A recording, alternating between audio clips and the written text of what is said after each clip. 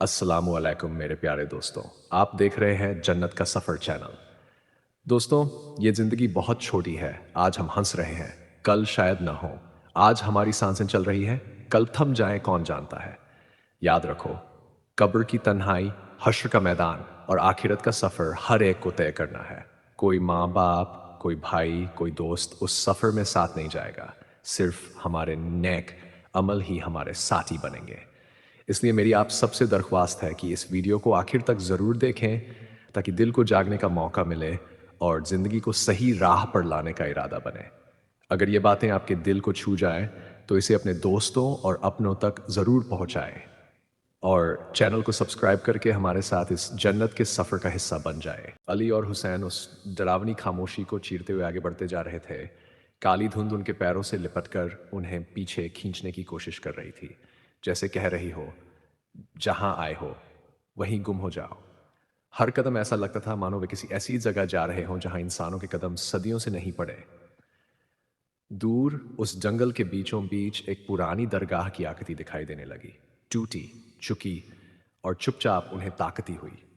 हुसैन के होंठ कांपते हुए बोला, वाकई हमें यही जाना है? अली ने उसकी थरथराती उंगलियों को पकड़कर कहा, हाँ, क्योंकि अब लौटना मौत को गले लगाना है। लेकिन उस दरगाह के पास पहुंचते ही अचानक जमीन ने उनके पैरों को पकड़ लिया, जैसे पत्थर जीवित हो गए हों। उनके टखनों को जकड़ कर रोक लिया। हुसैन ने घबराकर चीखा, अली, मैं डूब रहा हूं। अली ने पूरी ताकत से उसे खींचा। मिट्टी उसके पैरों को और गहरा निगलने लगी थी, लेकिन वह हार मानने को तैयार नहीं था, क्योंकि यह सिर्फ दौड़ नहीं थी, यह अपने भाई की जिंदगी को मौत से छीन लाने का यकीन था। कठिन संघर्ष के बाद वह हुसैन को ऊपर खींचने में कामयाब हुआ और दोनों दरगाह के अंदर गिर पड़े। अंदर का माहौल हवा से भी भारी था, जैसे सदियों से कोई चीख दबाकर रखी गई हो। दीवारों पर उभरी आकृतियां इंसानों जैसी थी, लेकिन बिना चेहरे की, केवल खोखली आंखों के धब्बे जो अली और हुसैन को घूर रहे थे। दरगाह के बीचों बीच एक पत्थर की कब्र थी, और उस पर उभरे हुए नाम देखकर अली का दिल एक क्षण के लिए थम गया। अली और हुसैन, वही नाम, वही लिखावट, जैसे मौत पहले से ही उनकी पहचान जानती थी। हुसैन बुरी तरह कांपने लगा। हम यहां क्यों? किसने हमारा नाम यहां रखा? तभी आसपास की हवा में एक ठंडी फुसफुसाहट गूंजी, क्योंकि ये तुम्हारा घर है। दोनों भाई चीख कर पीछे हटे और कब्र के पीछे से एक लंबा, काला, बिना चेहरे वाला साया उठकर खड़ा हो गया। उसके हाथ हड्डियों जैसे लंबी उंगलियां, किसी दानव की तरह। अली ने हिम्मत जुटाई, हम तुम्हें नहीं जानते, हमें छोड़ दो। उस साये की आवाज गहरी और फटी हुई थी। लेकिन मैं तुम्हें जानता हूं, तुम्हारे बाबा ने मुझे बांध दिया था, पर अब तुम दोनों आए हो, मेरी आजादी का दरवाजा बनकर। और उसी पल दीवारों पर उभरी सभी आकृतियां हिलने लगीं, जैसे मर चुके इंसानों की आत्माएं अपने शरीर तलाश रही हों। हुसैन अली से चिपक गया। उसकी सांसें टूट रही थीं। अली, हम मर जाएंगे। लेकिन अली के अंदर से अचानक एक दहाड़ उठी। डर अब गुस्से में बदल रहा था। वह उस साये के सामने खड़ा हो गया, उसकी मुट्ठी भींची हुई। अगर तुझे हमारी रूह चाहिए तो पहले मेरे भाई के ऊपर से गुजरना पड़ेगा। तभी दरगाह का ऊपर वाला हिस्सा फट गया। एक चकाचौंध करती नूरानी रोशनी भीतर उतरने लगी, जैसे आसमान से दुआ तीर बनकर आई हो। वह रोशनी सीधे अली और हुसैन के सीने पर पड़ी, और उनके दिलों से किसी अजीब सी शक्ति की चमक बाहर निकलने लगी। साये ने दर्द में चीखते हुए कहा, नहीं, ये ताकत सिर्फ उन चुने हुए लोगों में होती है। हुसैन के कांपते हाथ अब रोशनी में थामे किसी दुआ की तरह स्थिर हो गए थे। वह बोला, तू हमें डराने आया था, लेकिन अब तू खुद डर रहा है। अली ने वह नूर साई की तरफ बढ़ाया। परछाई पीछे हटने लगी, जैसे उसे पहली बार एहसास हुआ हो कि वह इन दोनों भाइयों से जीत नहीं सकता। लेकिन साया जाते जाते एक अंतिम चेतावनी फेंक गया, ये बस शुरुआत है। अंधेरा तुम दोनों को छोड़ेगा नहीं, तुम्हारी किस्मत अभी पूरी नहीं हुई। और वह धुएं की तरह फैलकर गायब हो गया। दीवारों की आकृतियां भी मिट गईं। दरगाह में सन्नाटा लौट आया, लेकिन इस बार यह सन्नाटा जीत का था। अली ने अपने भाई को सीने से लगाया। दोनों की आंखों में आंसू थे, डर के भी और खुद को न हारने की खुशी के भी। हुसैन ने धीमी आवाज में कहा, अली, क्या अब हम घर जा सकते हैं? अली ने माथे पर चुम्मा देकर कहा, हाँ मेरे शेर, अब हम घर जाएंगे, क्योंकि हमने आज खुद को पहचाना है। और जब इंसान अपनी पहचान जान ले तो अंधेरे की सारी ताकतें भी उसके सामने झुक जाती हैं। और जैसे ही वे दरगाह के बाहर जाने लगे, आसमान में सुबह की हल्की रोशनी फूट चुकी थी। जंगल फिर से सांस लेने लगा था, लेकिन अली के दिल में एक बात साफ जल रही थी। ये कहानी अभी खत्म नहीं हुई। ये तो बस पहला कदम था। अब अपने भाई के साथ हर अंधेरे को चीरते हुए अंत तक लड़ने को तैयार है। जैसे जैसे गांव में शांति लौटने लगी, अली और हुसैन के अंदर एक नई जिम्मेदारी जाग उठी। उन्हें लगा कि अगर वक्त ने उन्हें इतना बड़ा इम्तिहान दिया और वे दोनों उससे बचे रहे, तो इसका मतलब है कि ऊपर वाला उनसे कुछ और बड़ा काम लेना चाहता है। इसलिए दोनों ने मिलकर एक और फैसला किया कि वे गांव के बच्चों के लिए एक ऐसा स्थान बनाएंगे जहां सिर्फ पढ़ाई नहीं, बल्कि हिम्मत, उम्मीद, दोस्ती और इंसानियत भी सिखाई जाएगी। उन्होंने पहाड़ी के नीचे खाली मैदान देखा, जो बरसों से पत्थर हटाए, झाड़ियां साफ की और धीरे धीरे अपनी मेहनत से वह जगह बच्चों के लिए खेलने वाली और सीखने वाली जगह में बदलने लगी। सुबह सुबह अली मिट्टी खोदता, दोपहर में हुसैन लकड़ियों को बांधता, शाम को दोनों बैठकर अगले दिन की योजना बनाते और रात को थककर गिर जाते, लेकिन फिर भी उनके चेहरों पर एक अनोखी चमक बनी रहती, क्योंकि वे जानते थे कि वे सिर्फ इमारतें नहीं बना रहे, वे आने वाली पीढ़ियों का भविष्य बना रहे थे। धीरे धीरे गांव के बच्चे रोज शाम उस मैदान में आने लगे।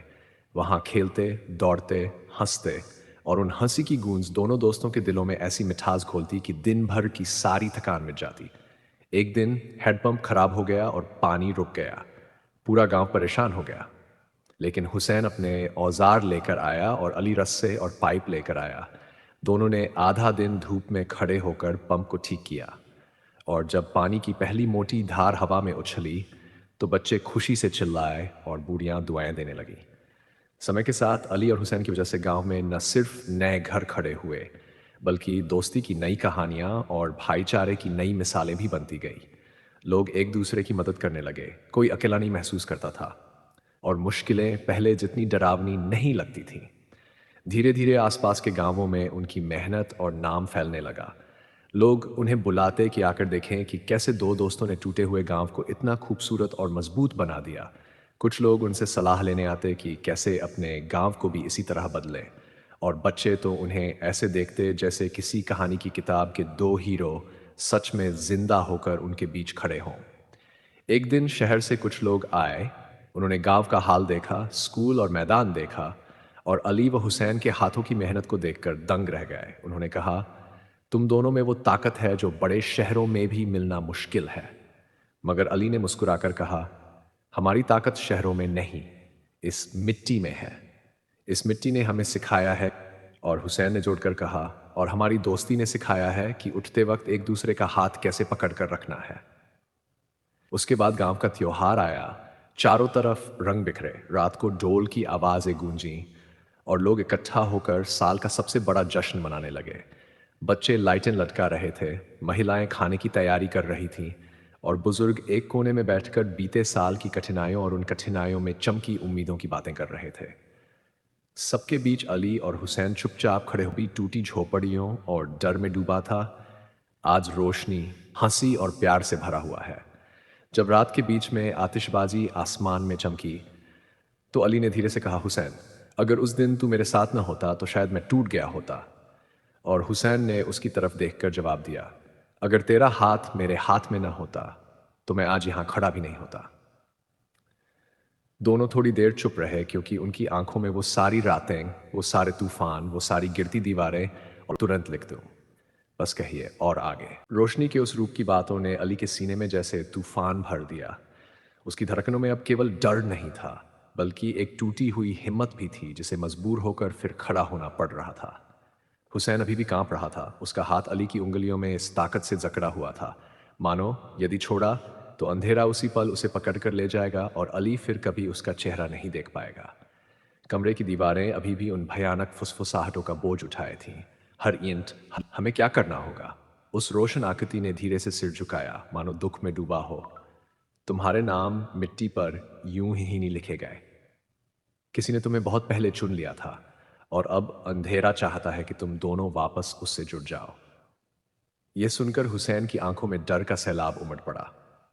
हमने क्या किया है? हमें क्यों?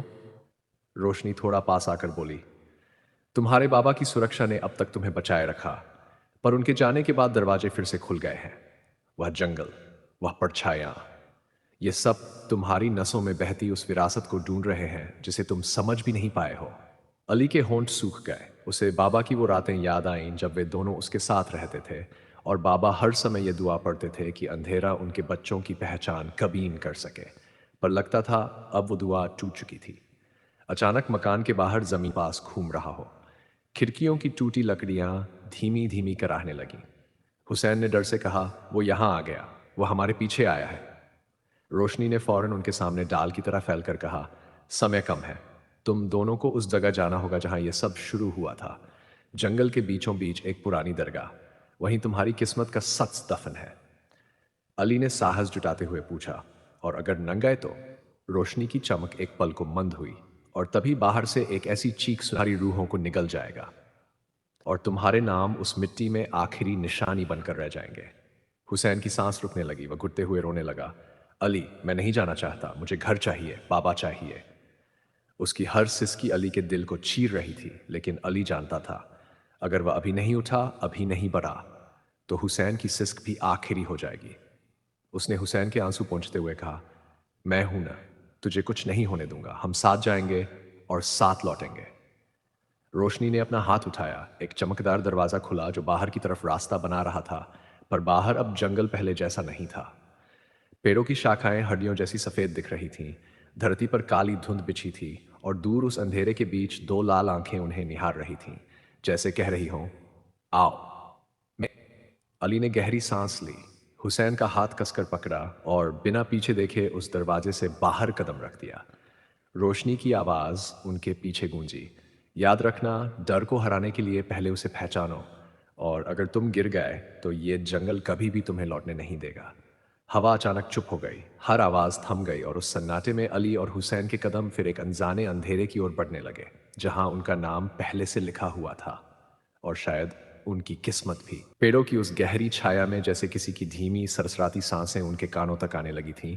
अली ने एक पल के लिए हुसैन को अपने पीछे कर लिया और उसकी उंगली होंठों पर रख दी ताकि वह कोई आवाज न निकाले, क्योंकि वह जानता था कि डर अगर बाहर निकल गया तो अंधेरा उस डर को पकड़कर उनके बहुत पास आ जाएगा। हुसैन की आंखें चौड़ी होती जा रही थीं, उसमें डर भी था और सवाल भी, पर अली उसकी आंखों में सिर्फ एक बात पढ़ पा रहा था, हम अकेले नहीं हैं। कदमों की आवाज अब साफ होने लगी थी, जैसे कोई कीचड़ से भरी जमीन पर नंगे पांव चलते हुए करीब आ रहा हो। हर कदम एक चेतावनी जैसा था। अली ने हुसैन का हाथ पकड़कर धीरे धीरे पीछे हटना शुरू किया, लेकिन उनके पैरों के नीचे पत्ते चरमराए और उसी पल एक कर्कश गर्दन मरोड़ देने वाली आवाज पूरे जंगल में गूंज गई, जैसे कोई हंस रहा हो या रो रहा हो, पहचानना मुश्किल था। हुसैन कांप गया। उसने अली के कपड़े को मुट्ठी में कसकर पकड़ा और आंखें बंद कर लीं, पर अली ने उसका चेहरा थामकर कहा, आंखें खोल। डर को आंखों में देखकर ही हराया जाता है। लेकिन भीतर ही भीतर अली की अपनी हिम्मत उसके सीने में कांटों की तरह चुभ रही थी। अचानक उस चमकीली आग की धूल की तरह फैलने वाली रोशनी फिर प्रकट हुई, लेकिन इस बार बहुत धीमी थी, जैसे किसी के कांपते कदमों से बन रही हो। वह रोशनी एक दिशा दिखा रही थी, जैसे कह रही हो, भागो, अभी मौका है। अली ने बिना एक सेकंड गवाए हुसैन का हाथ खींचा और दोनों दौड़ पड़े। धड़कनें किसी ड्रम की तरह शरीर में बज रही थी। पैरों के नीचे धरती गायब होती लग रही थी और पेड़ों की शाखाएं उन्हें पकड़ने के लिए आगे झुकती जा रही थी। हवा मानो जोर से चिल्ला रही थी कि रुको मत, नहीं तो ये जंगल तुम्हें खा जाएगा। पर डर की एक सीमा होती है और वही डर इंसान को हिम्मत भी देते रहने पर मजबूर कर रही थी, क्योंकि उसे पता था अगर वह रुका तो हुसैन की सांसें हमेशा के लिए थम सकती हैं। दौड़ते दौड़ते अचानक सामने एक पुराना लकड़ी का टूटा हुआ मकान दिखाई दिया, जिसकी खिड़कियां अंदर से बिल्कुल अंधेरा निकलते हुए किसी जानवर की आंखों जैसी लग रही थीं। हुसैन ने चीखते हुए कहा, अंदर मत चलो अली, बाबा कहते थे सूनी जगहों में परछाइयां रहती हैं। लेकिन पीछा करने वाली आवाज अब और पास आ चुकी थी, जैसे कोई उनकी गर्दन पर सांस ले रहा हो, और अली जानता था कि बाहर रहना मौत को दावत देना है। उसने बिना सोचे हुसैन को लेकर दरवाजे से अंदर छलांग लगा दी। दरवाजा बंद करते ही पूरा घर एक डरावनी थरथराहट के साथ कांप गया, जैसे किसी दबी हुई आत्मा को हिलाकर जगा दिया गया हो। भीतर घुप अंधेरा था, हवा में धूल और नमी थी और हर चीज मौत के इतिहास की तरह बासी महसूस हो रही थी। अली ने कमरे में आंखें अंधेरे में समायोजित होने तक हुसैन को सीने से लगाए रखा, लेकिन तभी उसे एहसास हुआ, यहाँ पर कोई और भी है। कोई जिसकी सांस धीमी धीमी धीमी चल रही है, कोई जिसकी आंखें अंधेरे में जलती हुई नजर आ रही है। हुसैन का हाथ एक पल के लिए अली की पकड़ से फिसला, और वह जैसे किसी अदृश्य हाथ ने खींच लिया हो या एक कोने की तरफ गिर पड़ा। हुसैन की दर्द भरी चीख ने अली के दिमाग में बिजली दौड़ा दी। अली, बचा मुझे। अली अंधेरे को चीरते हुए दौड़ा। उसने हुसैन की कलाई पकड़ी, लेकिन महसूस हुआ जैसे कोई और ताकत उसके भाई को विपरीत दिशा में खींच रही हो, कोई जिसके नाखून हुसैन की त्वचा में उतरते जा रहे थे और अली के शरीर में आग सी भर गई। वह अपनी पूरी ताकत लगाकर हुसैन को खींचता रहा और दहाड़ कर बोला, यह मेरा भाई है, इसे कोई नहीं ले सकता। तभी घर की दीवारें अचानक तीखी फुसफुसाहटों से भर गईं, जैसे 100 लोगों की आवाज एक साथ कह रही हो, अली, हुसैन, तुम देर से आए। और उसी पल वह रोशनी जो जंगल में उन्हें दिख रही थी, कमरे के एक कोने में फिर जल उठी। अब पहले से अधिक चमकदार, अधिक ताकतवर, जैसे आसमान की किसी दुआ ने अपने हाथ इस छोटी सी जगह तक बढ़ा दिए हों। वही रोशनी हुसैन के पैर पकड़ने वाली काली परछाइयों पर पड़ी और वे जलती भाप की तरह पीछे हटने लगी। हुसैन अली की बाहों में गिर पड़ा। उसके आंसू और पसीना एक साथ बह रहे थे। अली ने उसकी पीठ थपथपाते हुए कहा, मैंने कहा था ना, जब तक मैं हूं तुझे कुछ नहीं होगा। लेकिन तभी वह चमकदार रोशनी धीरे धीरे एक आकार लेने लगी। एक आकृति जैसी उन्होंने सिर्फ सपनों में देखी थी। कोई जो उन्हें परिचित लगता था, जैसे वह बचपन की हर रात उनकी रखवाली करता हो। और उस आकृति ने बहुत धीमी, बहुत नरम लेकिन कांपती आवाज में कहा, तुम दोनों आज बच गए, पर यह सफर अभी खत्म नहीं हुआ। जो नाम तुम्हें मिट्टी पर दिखे थे, उन्हें खुद इंसानों ने नहीं लिखा। तुम्हें यहां बुलाया गया है, क्योंकि अब तुम्हारा भाग्य इस जंगल से बंध चुका है। अली ने भय और आश्चर्य में पूछा, कौन हो तुम? उस रोशनी ने पहले अली के माथे को छुआ और फिर हुसैन के, जैसे कोई दुआ उनके दिलों में उतार रहा हो, और बोला, मैं वही हूं जिसने तुम्हारी राह में रोशनी बोई थी। अब तुम्हें वही काम पूरा करना है, नहीं तो यह अंधेरा तुम्हारा नाम भी हमेशा के लिए मिट्टी में लिख देगा। दरगाह के बाहर कदम रखते ही अली और हुसैन को लगा जैसे वे किसी दूसरी ही दुनिया में प्रवेश कर गए हैं। हवा अब भी भारी थी, लेकिन पहले वाली मौत की गंध गायब हो चुकी थी। उसकी जगह एक अजीब सी खामोश उम्मीद बसी थी, मगर डर अभी भी उनके पीछे पड़ा था। जंगल के पेड़ ऐसे हिल रहे थे मानो फुसफुसा रहे हों। तुम बचे नहीं हो, बस कुछ पल खरीदे हैं।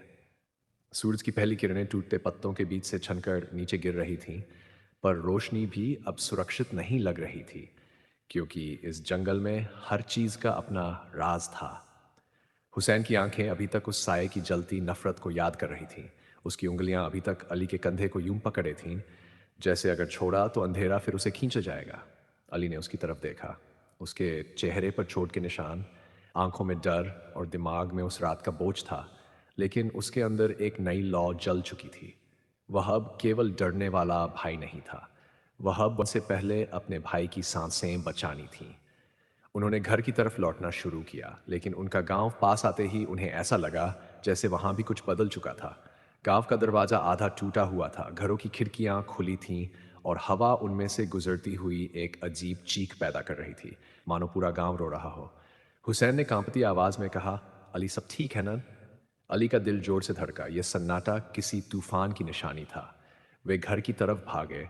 उनका घर एकदम शांत, दरवाजा थोड़ा खुला, अंदर अंधेरा और फर्श पर राख के छोटे छोटे टुकड़े बिखरे हुए। अली का दिल थम गया। उसने धड़कती आवाज में पुकारा, अम्मी, पर जवाब में सिर्फ उस खाली घर की गूंज थी। अली की आंखों में आंसू भर आए। उसके घुटने जमीन पर लगते ही हुसैन रो पड़ा। वे कहाँ गए अली? सब कहाँ चले गए? तभी दीवार पर एक अजीब सा निशान उभरा। किसी ने जोर से खून या कोयले से लिखा था, उन्हें लेने हम फिर आएंगे, पहले उनके बेटों को तोड़ेंगे। अली की सांसें तेज हो गई। उसका खून उबलने लगा। उसने मुट्ठियां ऐसी भींची कि नाखून उसकी हथेलियों में धंस गए। हुसैन के आंसू अब चीख बनकर बाहर आने लगे। अली, ये सब हमारी वजह से हुआ ना? अली ने उसे सीने से लगा लिया।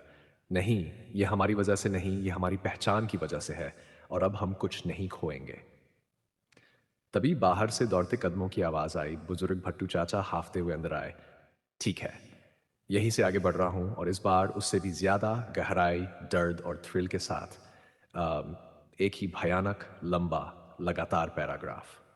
दरगाह के बाहर कदम रखते ही अली और हुसैन को लगा जैसे वे किसी दूसरी ही दुनिया में प्रवेश कर गए हैं। हवा अब भी भारी थी। उसकी जगह एक अजीब सी खामोश उम्मीद बसी थी, मगर डर अभी भी उनके पीछे पड़ा था। जंगल के पेड़ ऐसे हिल रहे थे मानो फुसफुसा रहे हों। तुम बचे नहीं हो, बस कुछ पल खरीदे हैं। सूरज की पहली किरणें टूटते पत्तों के बीच से छनकर नीचे गिर रही थीं, पर रोशनी भी अब सुरक्षित नहीं लग रही थी, क्योंकि इस जंगल में हर चीज का अपना राज था।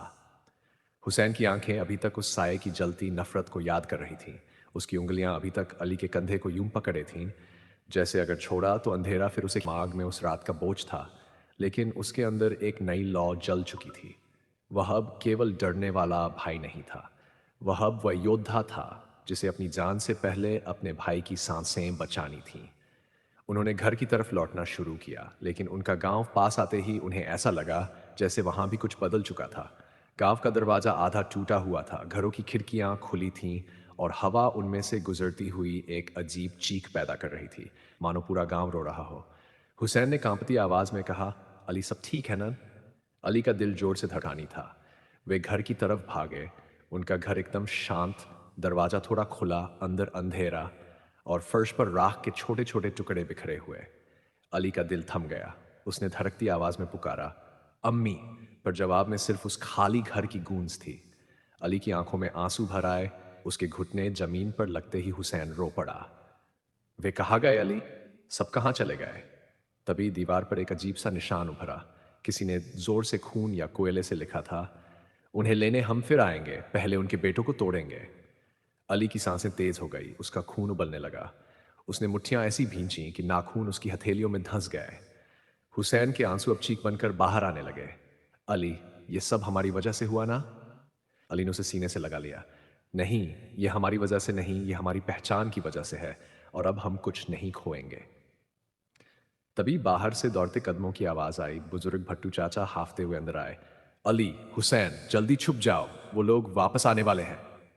अली ने चाचा के कंधे पकड़े। कौन? हमारी अम्मी पिताजी कहाँ हैं?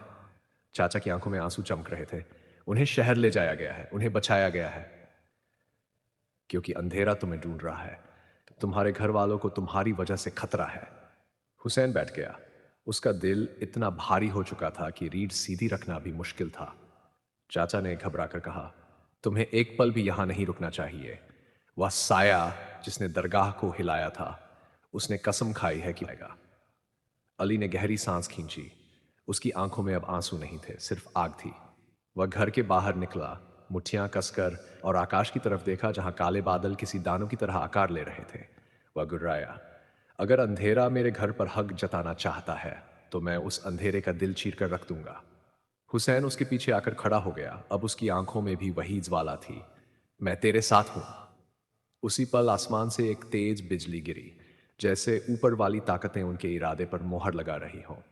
भट्टू चाचा ने कांपते हुए कहा, तुम दोनों को उस दरवाजे को बंद करना होगा जो तुम्हारे नाम लिखकर खुला है, नहीं तो ये गांव, ये दुनिया, किसी को भी बचाया नहीं जा सकेगा। अली ने सिर उठाया। उसकी आवाज अब किसी बच्चे की नहीं थी। तो ठीक है, अब लड़ाई हम शुरू करेंगे।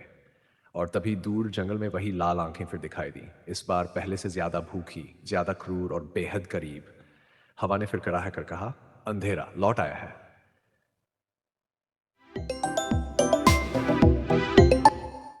यादें थीं जहां माँ की महक थी, और फिर उसने कदम बढ़ा दिया उस राह की तरफ जहां मौत इंतजार करती थी। मगर अब वह मौत से डरते नहीं थे, क्योंकि अब यह लड़ाई जीवन की नहीं, वजूद की थी, और उसे जीतकर ही लौटना। अगर आपको ये वीडियो अच्छी लगी हो तो इसे लाइक और शेयर करना ना भूलें। और दोस्तों, ऐसे ही ईमान अफरोज़ किस्से सुनने के लिए हमारे चैनल जन्नत की सफ़ार को ज़रूर सब्सक्राइब कीजिए। अपनी राय और एहसासात हमें कमेंट में लिखकर ज़रूर बताइए। याद रखिए, आपका एक क्लिक हमें और भी बेहतरीन वीडियो बनाने का